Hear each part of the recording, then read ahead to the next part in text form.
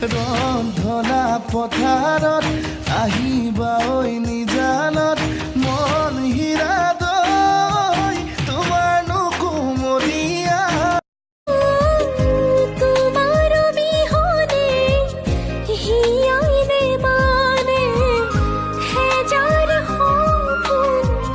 তোমার নামতে बहुत खिचड़ी है